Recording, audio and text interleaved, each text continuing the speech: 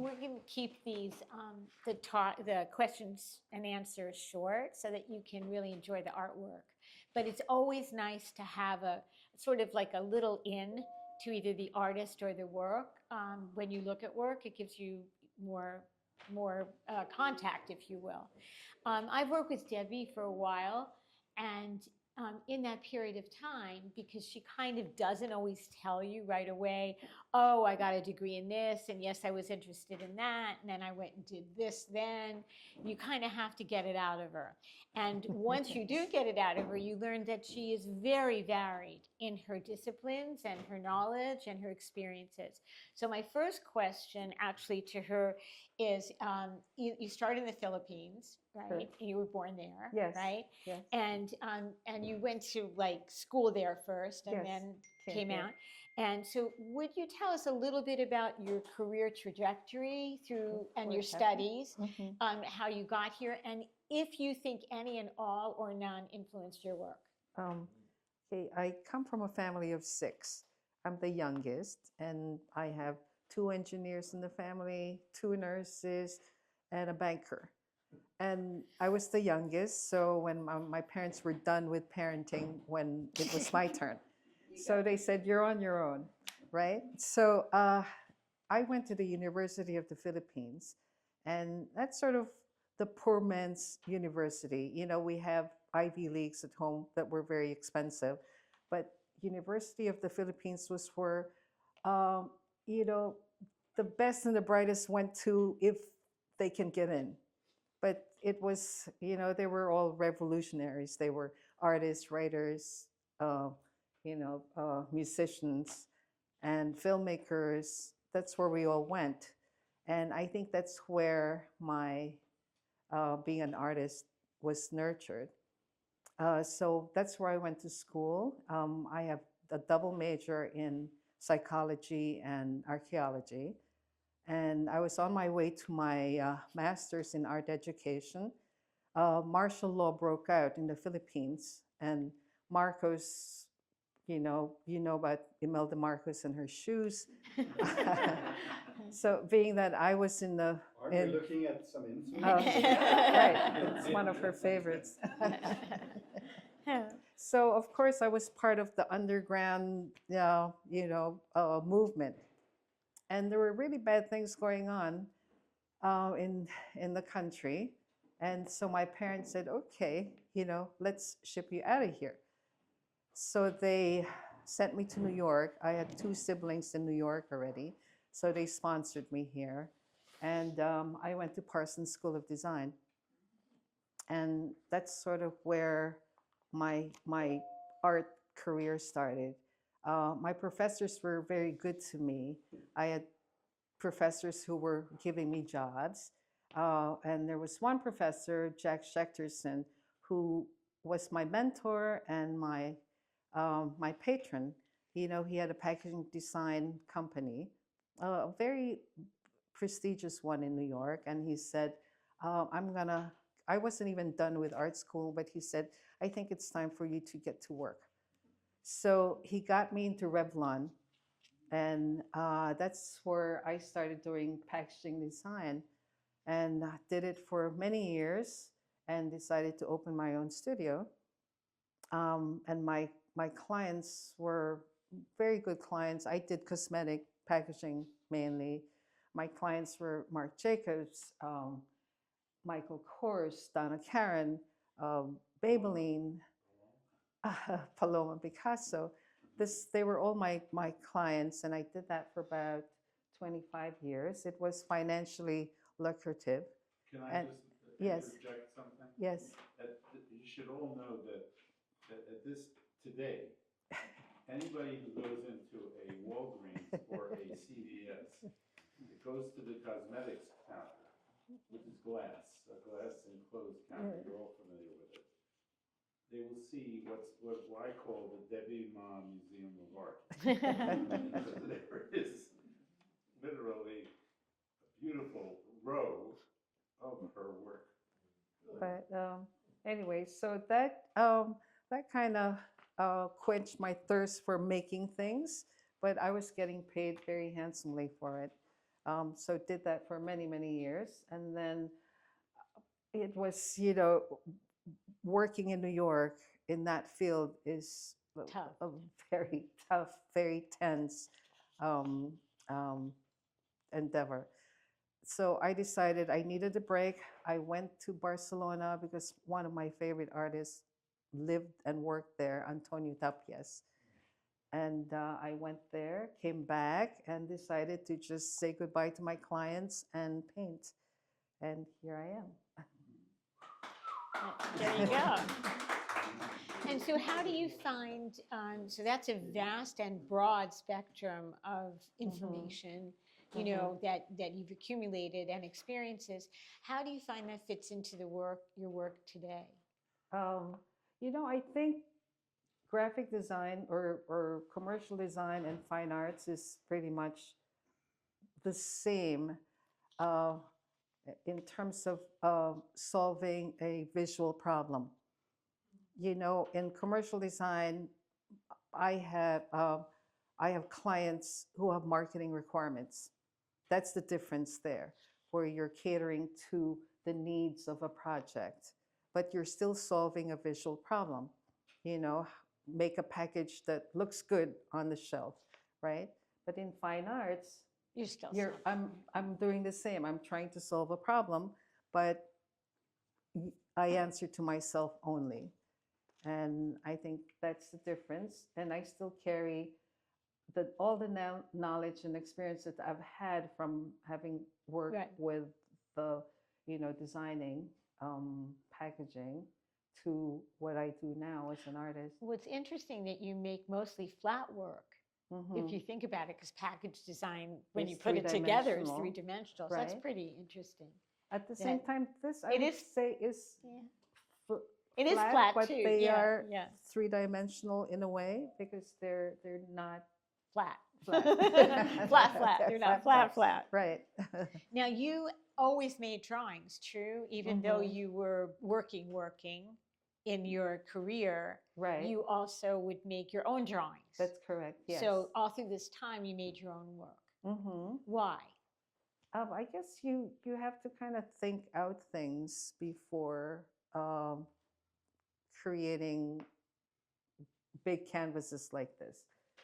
Uh, you know, when you look at a 72-inch by 80-inch canvas, um, especially with my kind of paintings, you kind of have to think things out before. But I was referring to when you were making package design, Oh, you still would make your own drawings, that correct?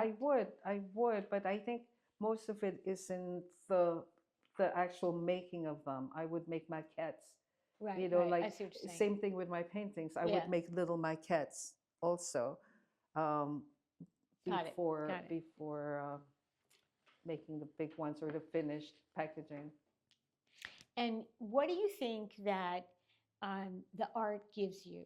Like, why do you make art? I mean, different artists answer differently, but what, to see your own creation or to work out a visual problem or to make something inside that comes out, or like, what? Why do I make art? Yeah. Why do we breathe? I think it's something that I do. I can't explain it. It has to. Can I ask Mikkel? Mikkel is an amazing musician. He's well known. He travels all over the world making music. Why do you make music? You know? I'm driven to do it, like you said. Yeah. It is. It's like breathing. You breathe music, right?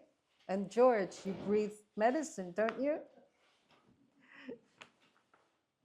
It's just something that comes. It's a calling, and it's hard to explain, right? And how do you know a work is finished? It tells you. This piece over here was meant to be a much more finished piece with even darker blues and darker grays. But I was about 3/4, and the painting just said stop, you know, just go away, go away. I'm finished, you know. You just know. when it's finished. And do you think your art is cerebral or do you think it's emotional? Hmm. I think the I think they're more cerebral, I would say. And the emotion part of it comes from the viewers. What they bring to it? What They yes, bring what the viewers actually see in my paintings. You create your own narratives when you look at my paintings. You know, I would say they're moving. You know, my paintings kind of force the viewers to look at them, you know, and there's a lot to see in one painting. You're constantly going around looking for things, and while you're doing that, I guess you are creating your own narrative. You're creating your own story. And you said earlier that you make a lot of small maquettes or sketches before you make a large Right. work. And do you consider those as pieces, or do you consider them as part of the family to lead up to the painting? Mm, I think they they can stand on their own because you know I used to make little packages. I did little packages for years, for 30, 40 years, right? And I feel that small paintings can pack as much of a punch as a large canvas. And like, yeah. Yeah, I do think you read a large canvas differently than you read a small Mhm. painting. Like when you look at a large canvas, you have a journey, pardon me, a journey within it, whereas a small canvas is more like Mhm. a whole shot. Do you see a difference between the small and the large paintings in terms of that kind of element? And if so, do you prefer one over the other? I don't. I think my small canvases are microcosms of my large canvases. Um, I like working both ways.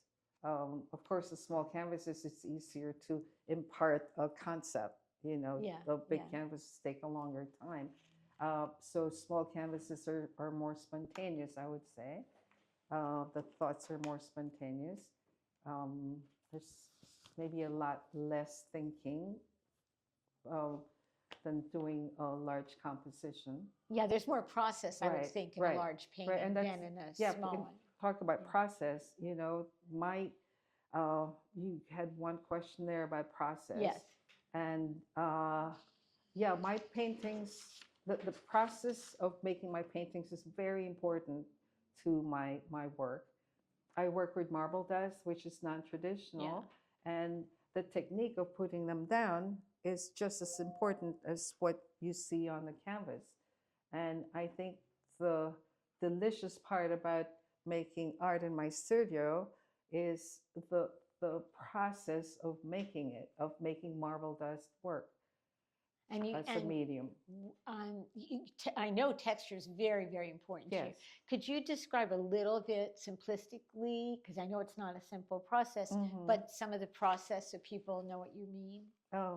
I use powdered marble dust and I use organic pigments, and I mix it with a binder, and I would apply it like I would, um, you know, if you ever laid down concrete, or if you ever Something everyone does. yeah, I'm sure you have. How is it that you came upon marble dust as your medium? Um, Going back to Antonio Tapias, who I, you know, Admired really admired. Um, he used all kinds of non-traditional materials like marble dust, like sand, like basalt, and other aggregates. And I always loved the texture of his works. You know, another one is Anselm Kiefer, Yeah. who throws everything on his canvases, and I that was really interesting to me. That is very interesting to me, to look at a painting that's more than paint. More than two-dimensional. more than two-dimensional. And even impasto, for instance, is very thick paint. Doesn't even give me the same excitement as um, something like grainy sand, you know. Yep. So, And so you layer it. I layer, yeah, I do layers, and Do you sand in between, or you? it depends on the paintings. Some of the paintings you'll see are incised. Some I use stencils. Some I just layer, you know, to create depth. And you've done a whole new body of work, which you can see in those two rooms if when you go around. And usually, you kind of usually are pretty tonal, but something got into you because there are these really vibrant. Something got into yeah. me. It's always been in there. Something let it out. It's always been in there. I've just been holding it back. There you go. And you have this wonderful red. Can you tell us a little bit about that? I went to France. I went to Paris, and Francis Bacon was having a big show at the Pompidou. And you walk in, and he had these 3 paintings of the most beautiful red. And it just got me. And this was, 25 years ago, I think. And I fell in love with that red. It was matte. But it shimmered, and it was alive. It was just the most beautiful red I've ever seen on a painting. So I came back home and tried every kind of red. I tried cadmiums, I tried carmines, I tried everything, and nothing worked. I buy my pigments from Kremer Pigments in New York. I don't know if you're familiar with them. It's a very specialized German pigment store. And they're closing shop. They've been around for 30 years. They decided they're leaving New York City. And so everything was on 40% sale. I walk in there, they had a tub, but 5 pounds of red pigment. And they had little swatches, and they said, okay, we'll give you a little bit, go home, and we're closing in 2 weeks. So go home, try it, we'll save it, and if you like it, you can have it. So I went home, did a few swatches, and there it was. It was the red that I've been looking for 30 years. So I went back to the store. I said, here's my credit card. I don't care how much you charge. I want it. So I started painting with that red. I've used red before. Yeah, but not like that. Not like that. Yeah. So I think it's the very next exciting. series is going to be red. Red. until I finish 5 pounds of red Which pigments. is a lot of pigment for those. I know you use like, you're an artist, you're an artist, you use like an ounce to paint. So that's going to be a lot of painting. It's a lot of paint. Right. It's a lot of painting. You're right. Do you have, I don't want to take up your time talking because you really want to be looking and hearing from the horse's mouth, if you will, about her work. So does anybody have any questions before we get up to start looking at the work? Yes. First, just a quick continuation when you asked Debbie why she paints. And then Debbie turned to me, but then you asked the following question. I just wanted to add, not to take away, but to add that I find that any artistic, any creative endeavor takes you on a journey. Takes you on a journey to a place that's other than ordinary consciousness. And really, if you want to make something that goes beyond the influences around us, it takes you into your unknown. True. That's beautifully And said. once you do that, it's terrifying and awe-inspiring at the same time. And if you survive the terror, you find that it becomes easier. In fact, the universe supports you. And things begin to flow almost as though you're watching while you're doing it. It's this expanded state of Well, you get out of consciousness. yourself. You get out of yourself. And when that happens, that becomes the hook. And when you come back to ordinary, you say, I want to go back to that place again. Because that is an extraordinary place of discovery, of expanded consciousness. And it doesn't matter if your medium is an instrument or a stone or a canvas or a typewriter. You know, I think that's It's true. what drives It's a true. lot of people It's I to agree. continue I creating. agree with that. And you're having fun at the same time. Sometimes, Hopefully. sometimes. My Most- question- most of Even the hard time. part is fun. Most My- of the time. My question for you is, your work is clearly not representational work. Mhm. So how is it that you firmly chose this direction as opposed to making a Figurative? Figurative work, yeah. She does No, she does no, wonderful actually- figurative work. I do figurative work. I enjoy it. You know, for me, it's fun. And people always ask me, what do your paintings mean? Right? I can follow trends, like do the trends now. It could be about gender, Right, global right, warming, diversity, ecology, and, blah, blah, and, blah, and, and, yeah. and for me, that's easy. You latch onto a theme, great. I can make 20 paintings, right? But I think doing abstract art is actually transcends that. You know, it's like being thrown into the ocean without a life jacket. You have nothing to latch onto except metaphysical forms, you know, that has nothing to do with real life. Well, it's more platonic in a way. It's And pure. it's pure. Yeah, it's pure. Because Right, the it's narrative, you're not illustrating anything particularly. Yeah. And I think that's probably the most difficult art to make, because you have nothing but, like you said, but No map. yourself. No map. It's ironic that all that freedom Yes, is the opposite. correct. Could actually confine you. And that's when it's frightening. But there's a period in that when you haven't yet latched onto it and you are kind of floating. But once the concept gels, then it's full speed ahead. There's no question. There are no, Mhm. you know, you see the target. And you Well, can move towards the target. I think, Walter, also depends on the kind of art you make. Yeah.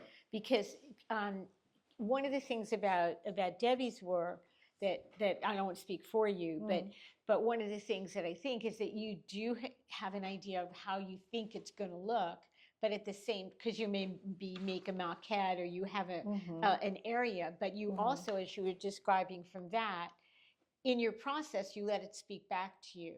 So it takes you where it wants to go. Right. So, and I think some artists have this is what I want to make, only larger or more colorful or whatever. And then that's a different kind of process.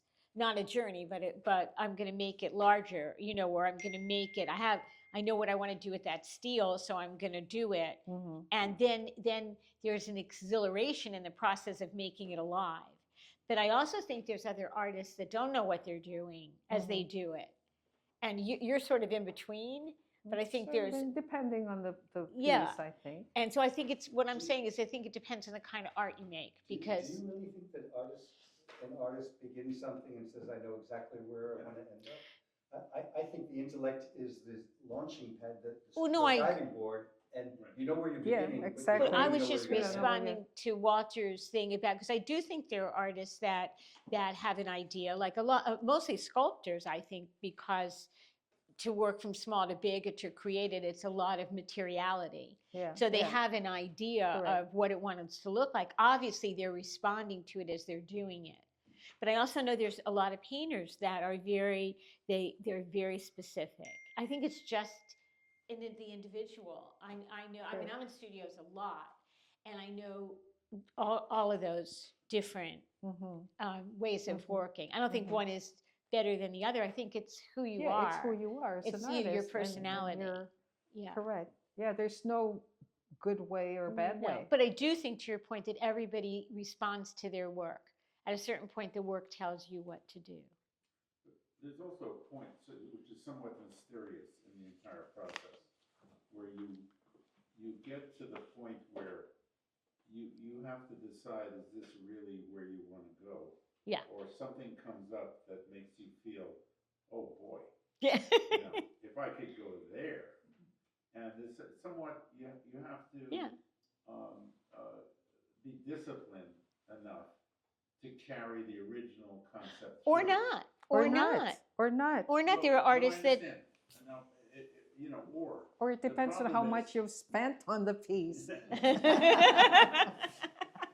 but I mean, there's That's that pretty funny. intersection where you have to confirm that that's where you want to go, or you see a new a deviation. That's very dangerous. Well, I think again, it's personality. It's personality, because I think there's lots of people, a lot of artists that like the edge. And so they'll go and like, oh, I've never been here before. Yeah. I don't care if I fail on it, because it isn't, they don't think about failing. Philip Guston is a great example of that. Philip Guston made 30 paintings on his one painting. And he would say, you'd say, how do you know when to stop? He goes, when I stopped. Because any one of them could have been his painting, because he loved the act of painting. So again, it's personality. It's totally personality. You know, I had a teacher once, and I was very careful with all my journals, my workbooks, you know, every piece had to be finished and nice. And he said, tomorrow bring in your most expensive journal. And I did. And he said, start working on it. And I was going, no, but I got to plan it. I got to think. I said, no, here.